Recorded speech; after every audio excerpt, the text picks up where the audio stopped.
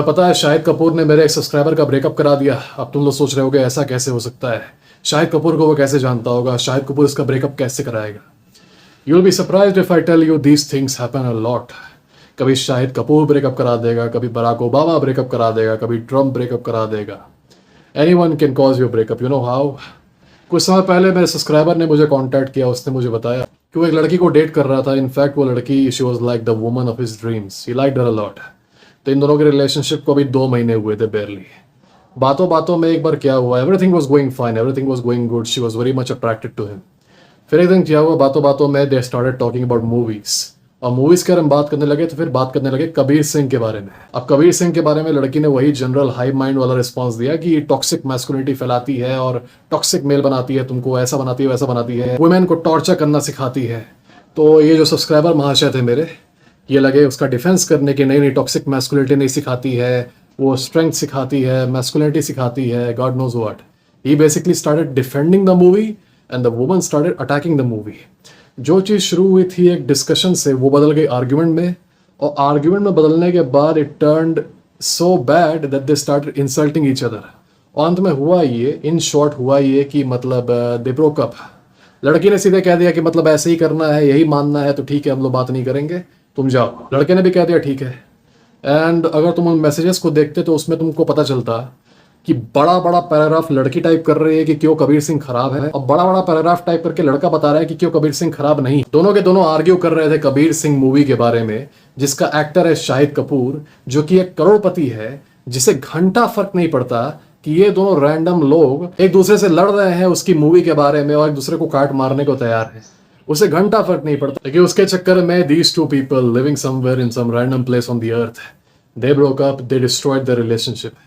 इस वीडियो में एक बहुत ही इंपॉर्टेंट लेसन है जो कि तुम लोगों को सीखना बहुत जरूरी है कि please do not argue about any serious matter with your woman. Please do not argue about politics, please do not argue about ideology, please do not argue about religion. Any sort of argument is counterproductive to your relationship. Any sort of argument will work against you. क्योंकि arguments by nature, argument तभी होता है जब तुम दोनों opposing views रखते हो, right? तभी होता है। Argument जब भी होगा with most of the population, you will be causing a type of resentment.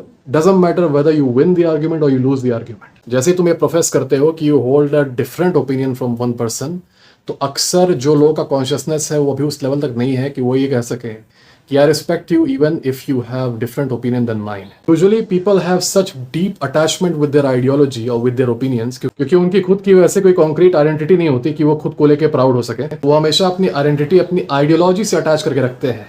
And if you attack there ideology, you attack them. This goes for every ideology, this goes for feminism, this also goes for the red pill.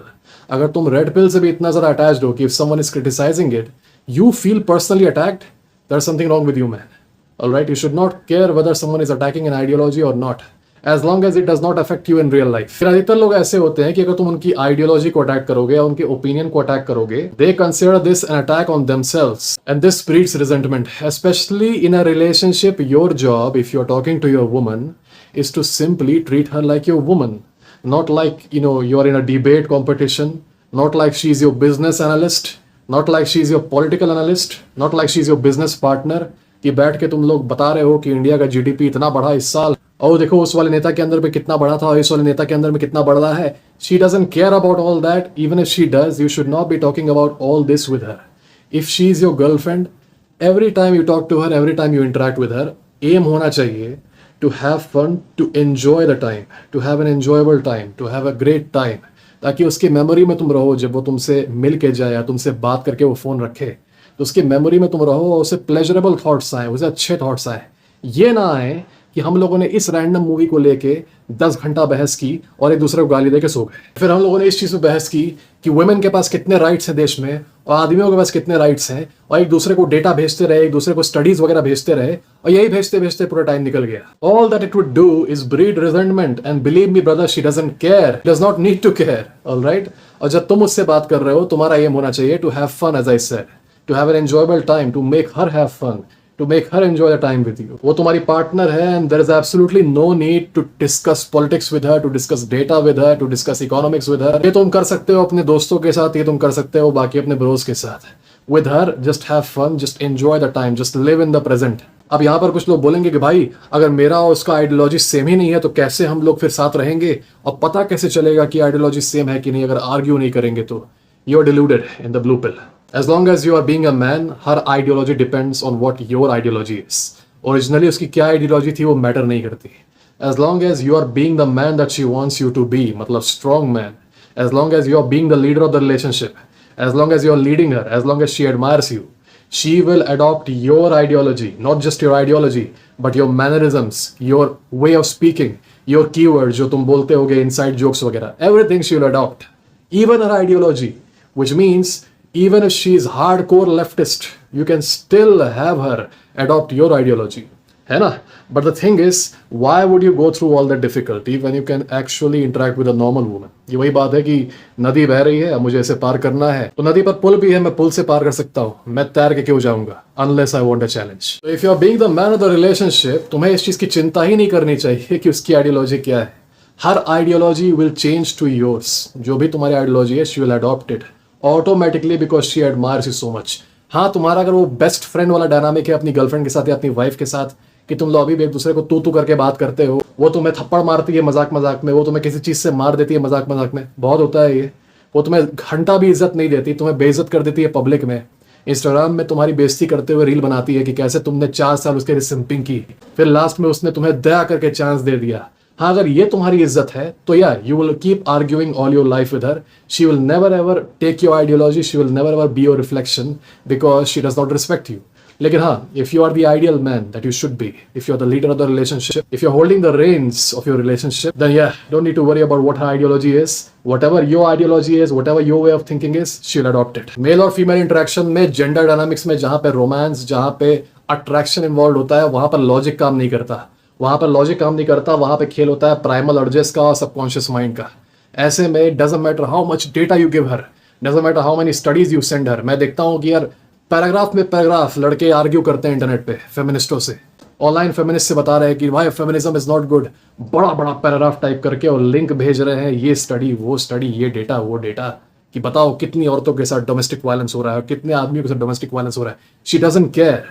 ठीक है, तुम लोग बैठ के argument करते हो, that time is going to waste. You know this.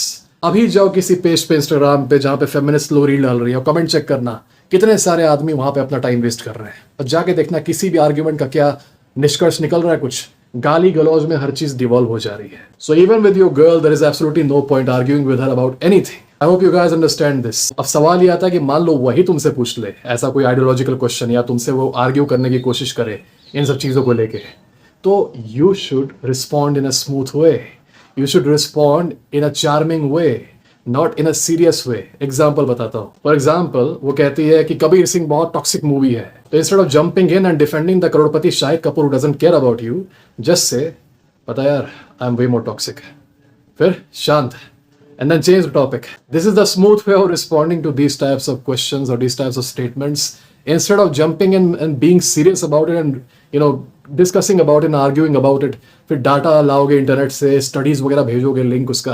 This is so stupid man. Some people are so clueless, it makes me pity them. You can make every single situation work in your favor if you just know how to react the right way. Movies वगैरह की बात छोड़ दो तो politics के बारे में भी बात स्टार्ट कर सकती है. मान लो वो तुम्हें कह दे कि तुम फैशिस्ट हो, ठीक है, she says you are fascist. तुम्हें बोलना चाहिए कि हाँ I'm your personal dictator, ठीक है, that's it. No reason to argue. अभी कोई चोमू होता तो वो कहता कि how am I, ma'am, how am I a fascist, ma'am, how am I a fascist, ma'am, look, ma'am, देखो मेरा हाई स्कूल में इतना परसेंटेज आया है, देखो मेरा 12th में इतना परसेंटेज आया है, ma'am I used to be a hardcore communist back in college, ma'am look I have brought a hammer and sickle to show you that I am not a fascist, I am a communist. बैठ के दुनिया भर का नौटंकी करोगे, उसके बाद से वंडर करोगे why is the woman not liking me anymore, why is she not interested in me anymore. Alright, learn to just glide through all these attacks, man. ये सारे टेस्ट होते हैं, ये सारे शिट टेस्ट होते हैं.